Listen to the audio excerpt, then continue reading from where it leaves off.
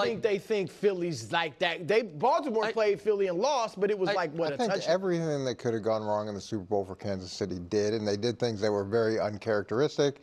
And they're, even the kickoff return after the first touchdown, I mean, they were a tackle away from breaking that for a touchdown. If that happens, the momentum of the game could be radically different than it was. So yeah, it was a terrible day, and that's a score that you got. But I'll let's play that 3 out of 5 times and see where those teams come out. I don't even think we were talking about this now, Well, but I'm into this. So do you think what Nick said? I think Kansas City had a bad day and Philly had a really good day. And if you played this as a best 3 out of 5, I don't know if we're going to look at three knockout blows in a row. No, I tend to agree with that. But yeah, I think that it was a bad day and a good day, unfortunately, on the biggest day, and that's what happened. Do you think this has put a dent in the Kansas City mystique? Well, to some degree, but you still got to go beat them. I've seen fighters knock out guys, and then they fight somebody else and they get knocked out. So you still got to be able to beat the fighter in the ring that pretty much nobody else has been able to do. And Philly did on a one-time deal. We beat the Rams in that Super Bowl as 14-point underdogs.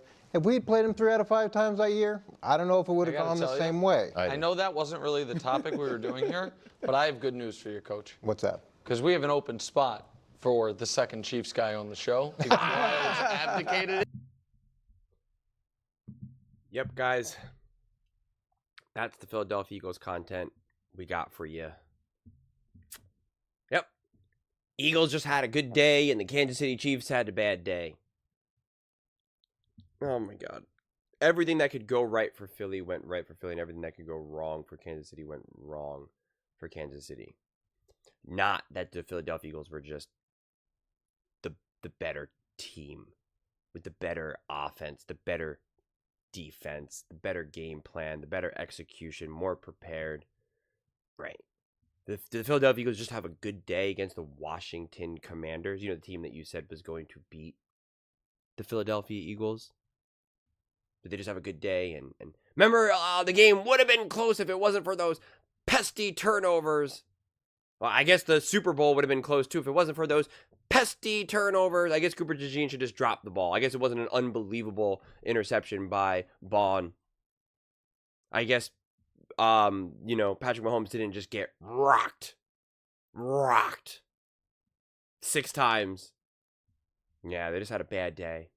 And the Philadelphia Eagles, right.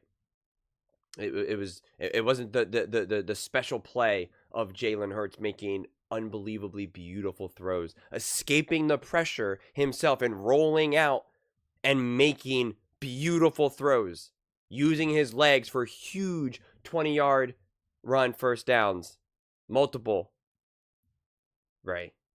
It was just a little luck. And if they just were able to break that tackle. Yeah, and if Saquon Barkley just broke that tackle, then he runs for 60 yards and a touchdown. Like, what are you saying? Yeah, would the momentum changed a bit? Sure. Would Patrick Mahomes magically been able to beat the Philadelphia Eagles defense? Probably not. Probably not.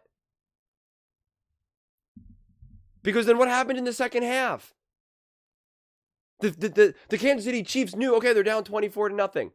Things got to change. Like that's a momentum reset. And what happened? Oh, that's right. The Philadelphia Eagles continued their dominance. So I don't want to hear it.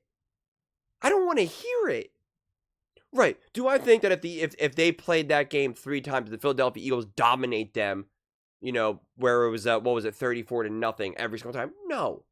Because it's football, okay?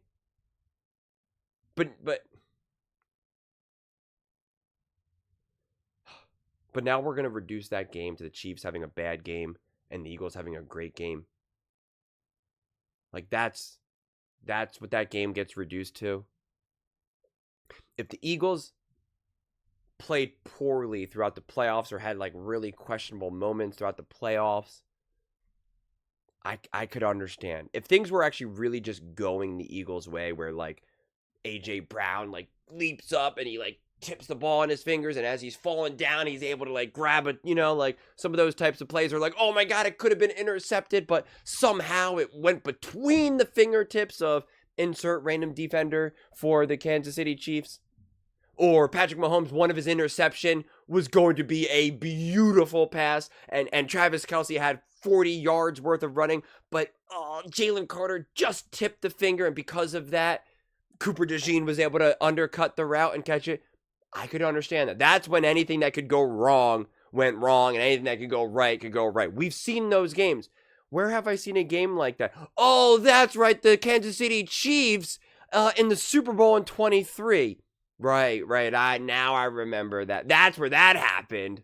Yeah, with the muff punt and the fumble from Christian McCaffrey. Right. Greenlaw getting injured. Right. Okay. Yeah. Sure. I remember that Super Bowl too. Did we reduce it to that one? I don't remember people saying that. Oh, brother. That's just unbelievable. That's just, oh my gosh. I'm okay having those conversations. I really am. I'm okay having those conversations and bringing up those points when you have the conversation as a whole, when you talk about everything. And I did that with the Philadelphia Eagles against the Washington Commanders. And going into this Super Bowl, I discussed that. I said, listen, the Philadelphia Eagles deserve all this credit for forcing those turnovers against the Commanders. And I said, but it is still an interesting conversation to have that if those turnovers don't happen, what can the score look like? Because without a doubt, these weren't fluke-like fumbles, like the Philadelphia Eagles were literally forcing them, but you can't always bank on that. So what will a game look like if you remove some of those turnovers, some of those extra possessions? What has the offense been looking like when you do have the ball on like your own 10 when compared to, the 50? Like those are conversations that I think are important to have. And some people are comfortable having them, some people are not. Some people are immediately like, what are you talking about? Those fumbles were caused by Philly. That's a joke. And I like to cut through it all. And I like to have all of the conversation. But again, I'm comfortable doing that because I have all of the conversation. Right? Like I have it all, and I love, and that's where some of those hypotheticals are actually important to do, because again, it helps you really drill down to the reality of the game. Even when I was talking about that Commanders versus Eagles game, not the conference championship game, but the regular season game, I was like, listen, that was a crazy game. The Eagles forced a ton of turnovers against the Commanders, and Jalen Hurts went down, and Devontae dropped a pass. Like so many of these things, too many things happened in that game that you can't rely on happening again in the next game. Therefore, there's not enough for me to really, take away from that game. And again, I'm comfortable making those statements because, I really strive to look at everything as a whole. I could talk about the Kansas City Chiefs being fortunate that Greenlaw goes down and how they attacked his replacement. And I could talk about how the Kansas City Chiefs were fortunate to have, that muff punt. But then in the same conversation, I talk about how, there was awesome execution and special teams and how the defense picked up, Patrick Mahomes threw an interception, but then the defense stepped up and didn't give up any points, or they may have only gave up a field goal. Like, I can talk about it all. That's not what we're doing here. We're just trying to drop some nuggets about, well, everything that went right for Philly went right. Why? Because the Philadelphia Eagles made sure that happened. Well, everything that went wrong for the Kansas City Chiefs went wrong. Why? Because the Philadelphia Eagles made sure that it happened that way. This game was not about the Kansas City Chiefs playing poorly. Because if that was the case, then the Philadelphia Eagles wouldn't have set the record for the most points scored in a playoff run. Oh, if only you stopped Saquon Barkley and the Rams. He only had a couple 60-plus yard touchdowns. If they could have just tackled him, that game would have, the Rams would have won. Yeah, the Rams would have won. I don't deny that. You're absolutely right. If Saquon Barkley and Jalen Hurts didn't have, 260 and a 40-yard touchdown runs, I 100% agree. The Rams would have won that game. I really do. And if the Commanders didn't get the ball punched out, 3 times and the interception, and Jaden Daniels rushed for 100 yards and threw for 5 touchdowns, and Jalen Hurts threw for 3 interceptions, the Commanders absolutely would have won that game. I agree. And if Patrick Mahomes didn't turn the ball over, and if Jalen Hurts, threw 3 interceptions and fumbled twice, I agree. I honestly do believe, and I'm sorry, Philadelphia Eagles fans, I know you're going to hate me, but I do believe if that happened, I think the Kansas City Chiefs would have rolled and dominated the Philadelphia Eagles. I do. I do believe that. I know. It's crazy, but I gotta be consistent. I mean, like that's how absurd we sound when we make the statements that we make. This wasn't just a game of happenstance. This wasn't just, well, good fortune fell in the hands of the Philadelphia. Oh, they took advantage of a blown coverage. There was a missed tackle where it would have been a tackle for a loss, but instead, Saquon Barkley took it to the house. That's not what this game was. Were there some legitimate mistakes by the Kansas City Chiefs? Yeah, absolutely. Were there essentially no mistakes by the Philadelphia Eagles? Yes, absolutely. Was that luck or was that consistent how both seasons unfolded for these two teams? Yeah, it was consistent. It was consistent. This wasn't like the Philadelphia Eagles who had, because his comparison to the Patriots and the Rams, where they were like 14-point favorites, like whatever the heck it was. Guys, that's night and day. First off, this was the Chiefs were favored by 1.5, mainly because of the lore of Mahomes and Andy and Specs, which I understand and I respect truly. But the Eagles, the game before, set the record for the most points scored in a conference championship game, and it would have been more, but they just stopped. Like, the Philadelphia Eagles had a top offense and the number one defense in the NFL. This wasn't a game. Like, it's one thing if the Philadelphia Eagles were like legitimate underdogs, right? Where it was kind of just like, yeah, they were a little fortunate because the Rams really just couldn't get anything going in the snowstorm, and the Packers really just played exceptionally poorly, and they were really fortunate enough to be able to play the Commanders with a rookie quarterback and an up-and-coming team, and they were at home.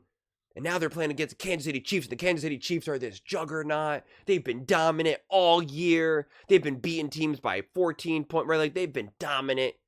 They own the Buffalo Bills. And all of that. And then the Eagles were just kind of squeaking on by. They had a pretty good defense and a pretty good offense. And then we got this performance. Then I would think everything that Mangini said was perfect. Then I would say, yeah, I agree. That Eagles team played above who they are. And the Kansas City Chiefs played below who they are. That's not what happened. That's not what happened. This was just another game for the Philadelphia Eagles because we've seen them do that already. So this was not some fluky game for the Philadelphia Eagles. They were just the better team. They had the better, quite frankly, because I know technically they weren't the number one offense. But again, when it's all said and done, you could say that they had the number one offense because it was the most resilient and the most consistent. There was this confusion because part of why they pulled back in terms of what's the number one offense, because sometimes it's just a sheer who scores the most points per game. It all depends on what metric you're looking at, but then also yards and passing yards and et cetera, et cetera. But again, there was there was some confusion of them thinking, oh, the passing game is not that good. It's really just a run game. No, the run game is the foundation, and that's what they use as their main guide.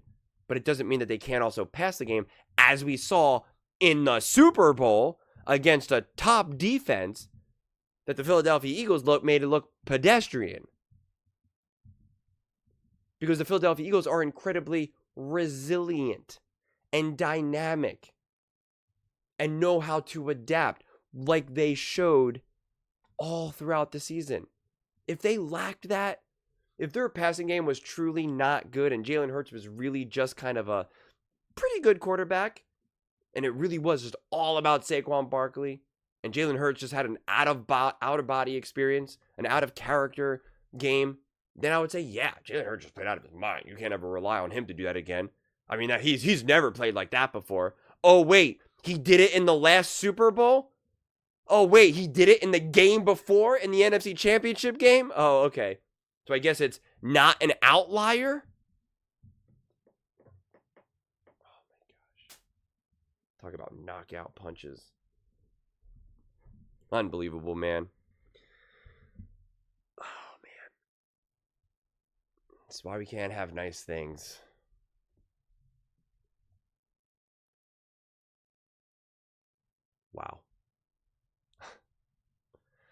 Wow. Wow. Wow. But those are just my thoughts. I'd absolutely love to hear yours. What do you guys all think about the Philadelphia Eagles and their, I guess, their good fortune? Their good fortune win. Their fortune cookie win against the Kansas City Chiefs in the Super Bowl. Let me know in the comments below. I read every single comment, so whether you agree with me or disagree with me, either way, let's get in some discussions, let's get in some fights, but ultimately, let's just have some fun. And please do consider subscribing. We're building an amazing community here, and I absolutely love to see you part of it. I want to build something that we all genuinely feel connected to, something that we're really excited to be part of. I think we're well on our way to doing it. And please don't forget to give this video a thumbs up, as it really does help the visibility and the algorithm. Thank you so much. See you next time.